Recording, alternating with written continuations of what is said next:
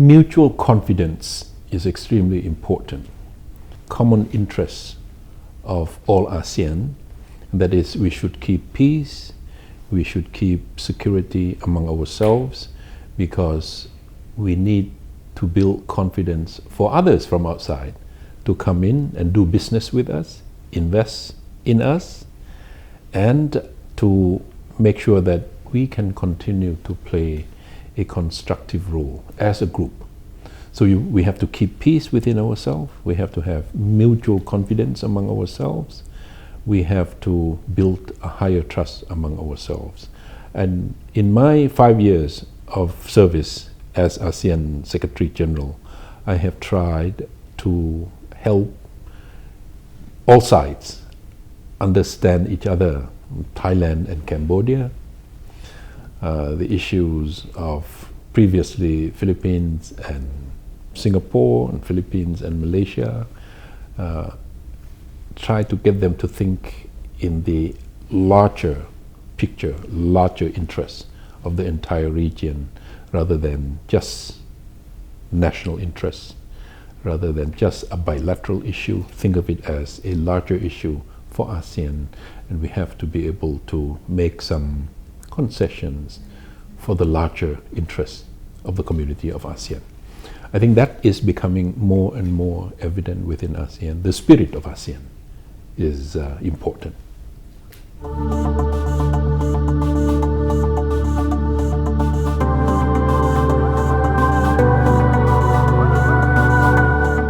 It's a gesture of goodwill and appreciation to Japan and to the people of Japan, who had been very, very supportive and helpful to ASEAN from the very beginning.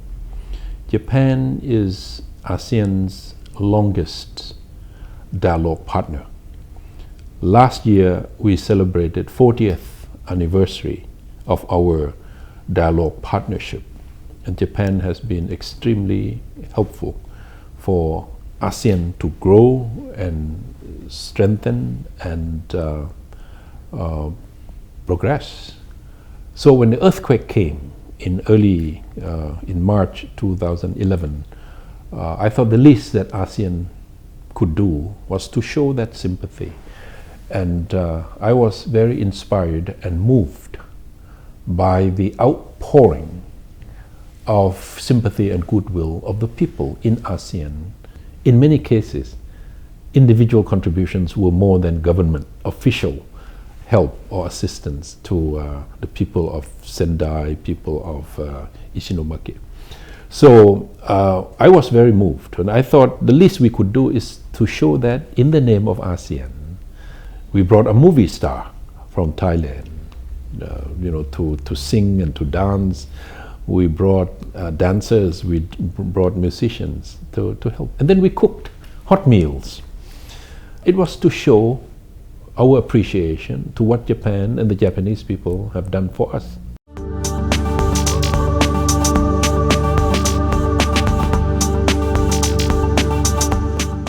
It's a very interesting institution, a small college, consider themselves liberal arts, 4 years of education, preparing themselves for various professions into the future. Rather isolated, but international. So I thought it was a very unique audience, that you could speak to a young group of Japanese who are rather open in their mentality, in their mindset, being taught issues and lessons and languages and history from the global perspective. So I think they were rather delighted to have an opportunity to interact with my background, people of my background, with rather extended international connectivity and exposure and experiences.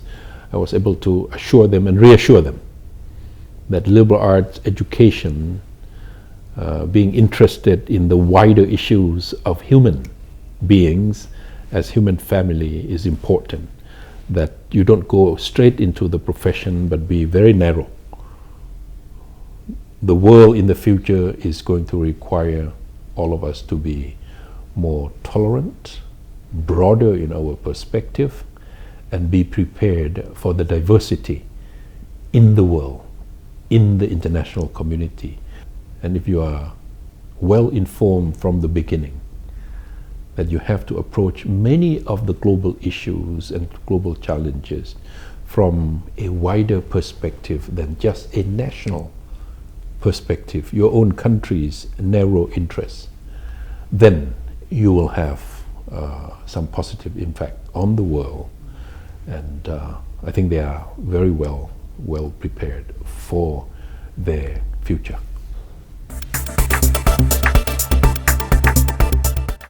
I think young people are now, these days and age, very eager, very anxious to be connected, to know more, and to understand issues from various perspectives.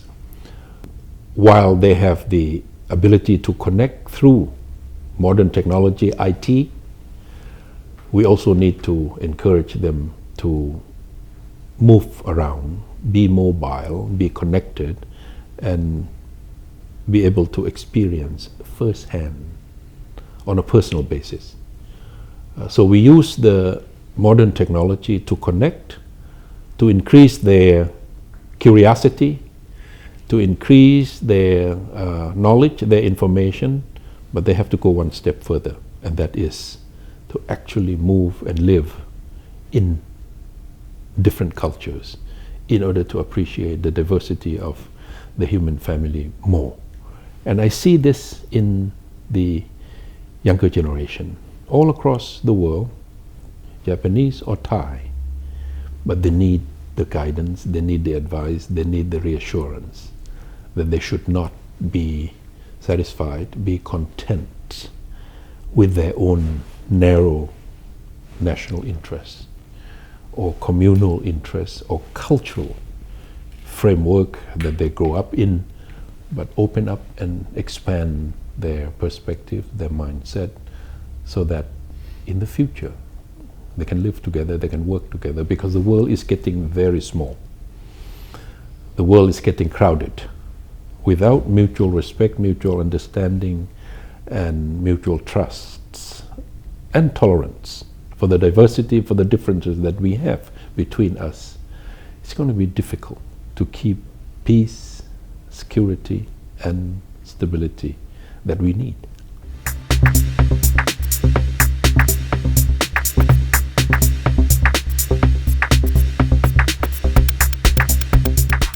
I think Japan and Thailand have been friends for a long time.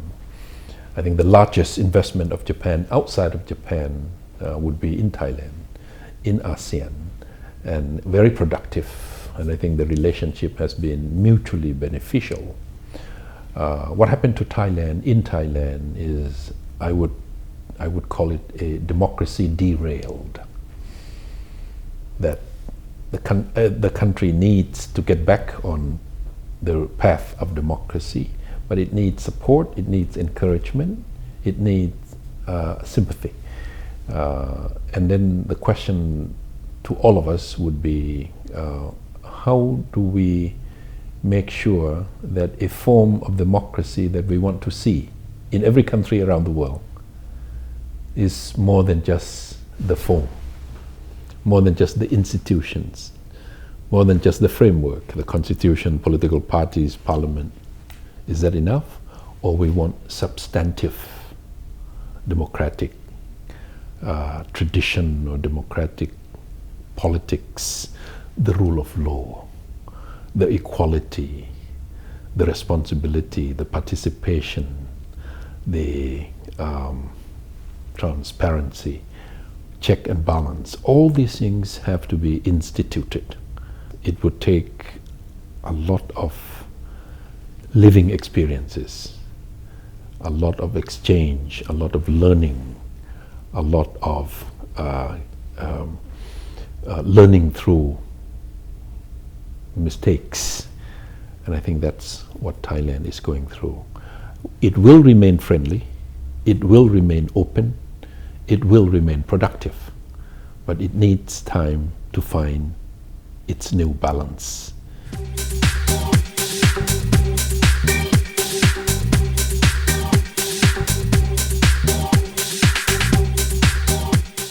I think human resource development is the most important contribution that any society can make to the next. Help them to develop their own leadership, their own human resource, their own future generations. I think Japan has a lot to share, to show and to offer.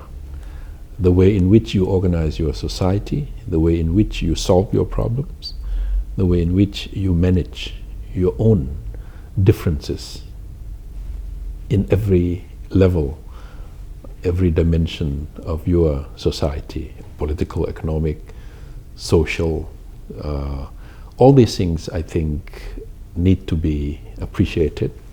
That's what Japan can show or can share.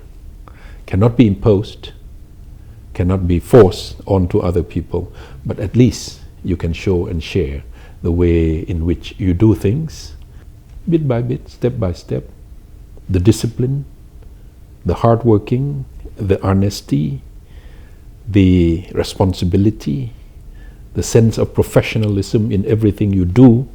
All these things are important for social development, for political development, for economic development, or for a holistic development of any society. Japan can share and show.